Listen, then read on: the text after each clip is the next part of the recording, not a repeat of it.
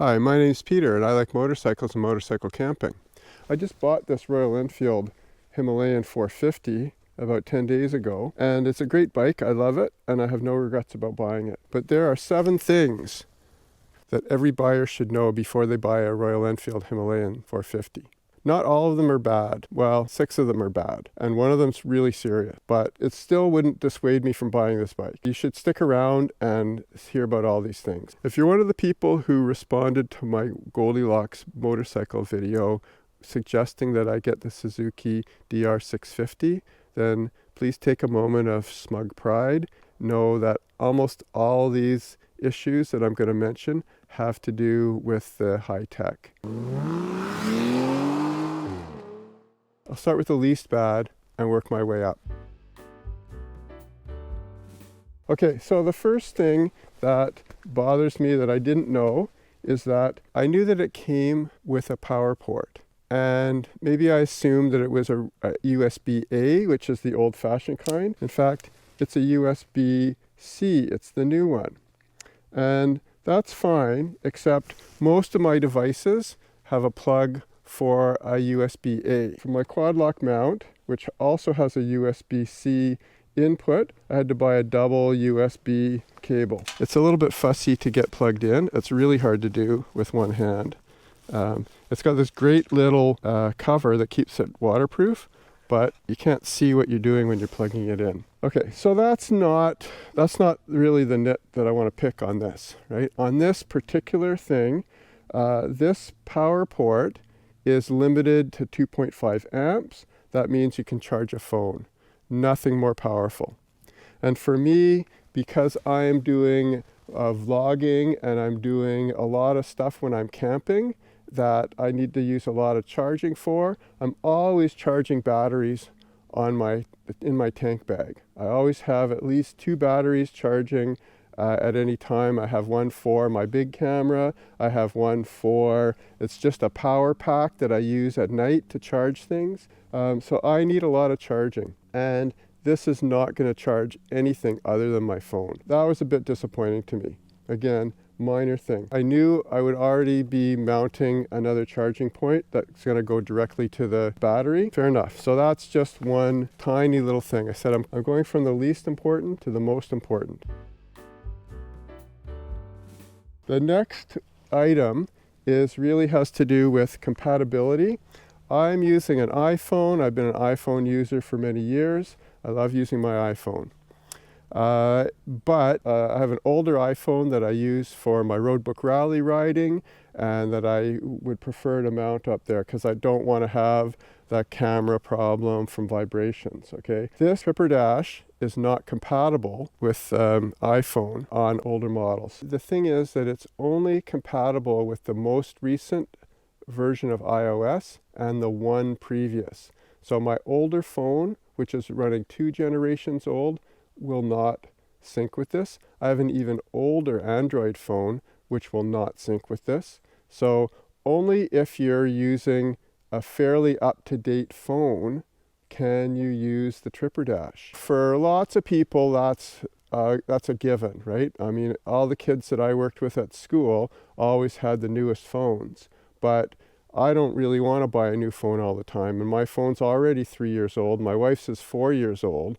And they're working perfectly fine, so why should we upgrade them? Well, I don't get the benefit of the Tripper Dash. Now, again, that's a pretty small nit to pick because I don't really care that much about syncing stuff with the Tripper Dash. I'm going to mount my GPS. I have my phone anyways for navigation. I'm not losing anything I used to have on my other bike.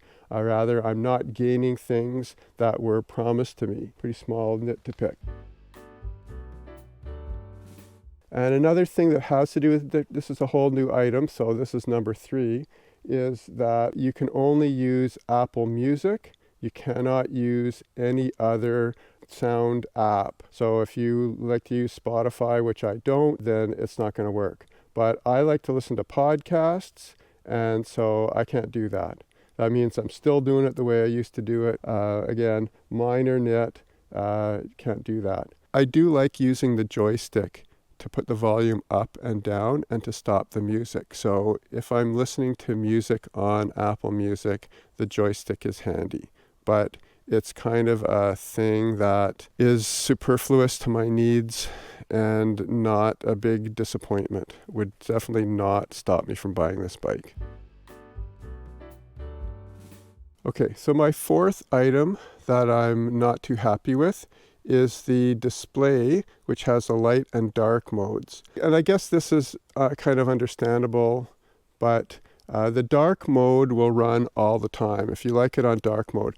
I don't like things on dark mode. Maybe it's just because I'm used to white pages, black print, but I generally don't like to use dark mode on things. But if you use the light mode, it's sensitive to the light. If you go through a tunnel, it goes to the black mode. If it's nighttime, it goes to the dark mode, and that's okay. But here in British Columbia in the winter, it's not that bright most of the time. And so as I'm riding down the road, I find that it's switching back and forth between light mode and dark mode, and I find that annoying. So I put it on dark mode all the time because that way it's not switching, and that's a disappointment. Maybe in the summer when the sun is more than 10 degrees above the horizon and the clouds are not omnipresent, I might be able to use light mode in the daytime without seeing this changes happening.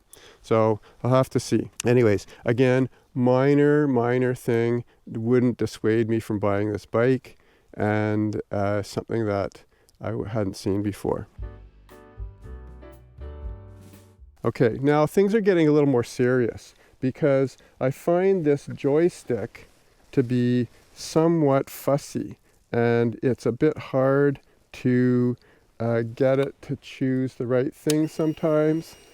If I put on the dash and say, okay, here I am, I'm in dark mode, I'm in neutral and dark mode, and I hold the joystick down. So here's the appearance. So if on a click, I click, okay, background, brightness, screen type, okay, so in, analog, okay, I'm in digital, I want to be in analog. Okay, I'm getting better at using the joystick. Go back down and go back to digital, digital. So it takes a bit of learning to get used to the feel of the joystick, to get the click in the middle, because a lot of times what was happening for me is that I was hitting the select and it's not going to what I wanted. See, I'm clicking it and it's not going. Background, auto. See, there's auto and dark. I want to go up to auto. Why can't I go up to auto? Theme, auto, auto. Now, we're getting to the one thing. This is something that everybody needs to know, and that I say nobody told me.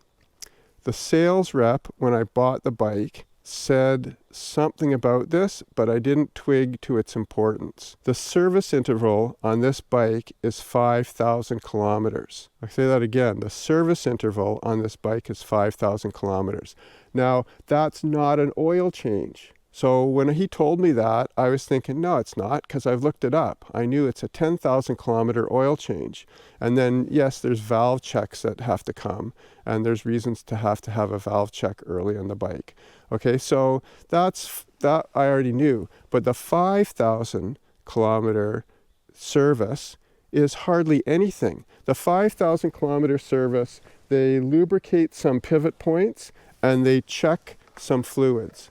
That's it. But the dash will come on and it will tell you that it's time for a service. It's not hard to reset that, but if you just go ahead and reset it without having the service, you're probably going to void the warranty. If you do this yourself, I don't know how you're going to prove that you're going to have this done.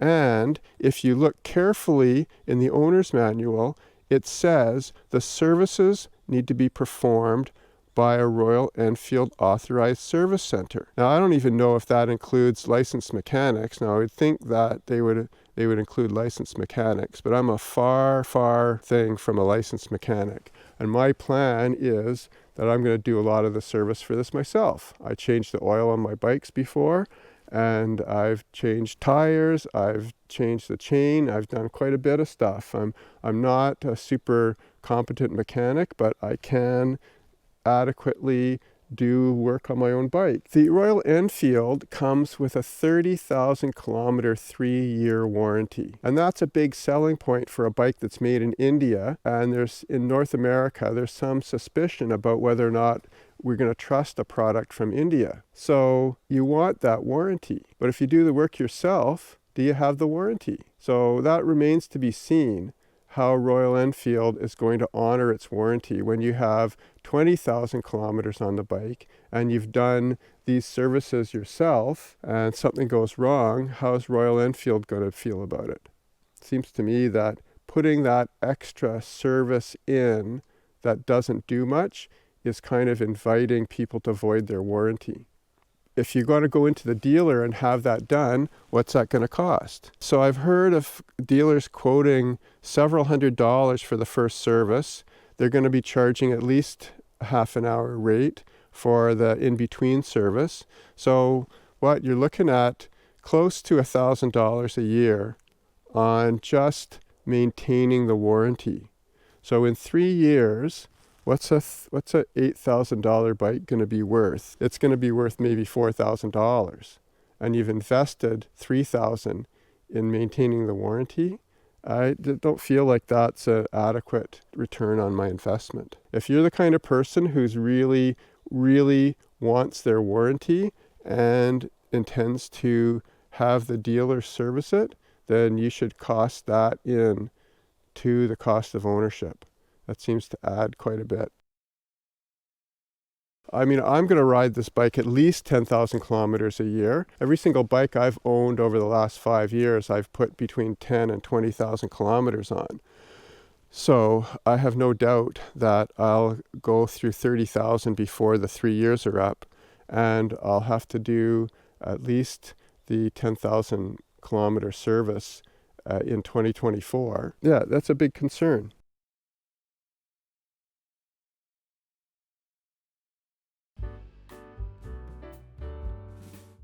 One more thing, and this is a good news thing, and I don't know if this is every Royal Enfield Himalayan, but at least it's mine from Island Motorcycles in Victoria, comes with an external plug that's direct to the battery.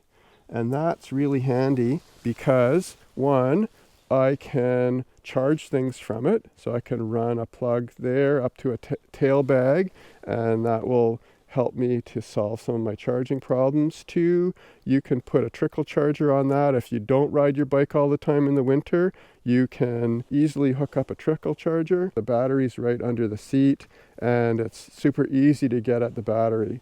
I have always installed these on my other bikes, but this is the easiest one I've had to get at the battery since the old days when I had a Yamaha 650 Special. Africa Twin, you have to use tools and stuff to get at the battery, and even then it's set way back in. This is super convenient to get at the battery, but having that external charge cable, that is a gift and something that I didn't know, and so I had planned to install one, and that means I don't have to do that. Those are 7 things that I didn't know about the Royal Enfield Himalayan 450 before I bought it, and I think everybody needs to know these things. If you think the Tripper Dash is the bee's knees, then make sure that you are you're using an Android phone with the latest capabilities, and maybe you'll be super happy.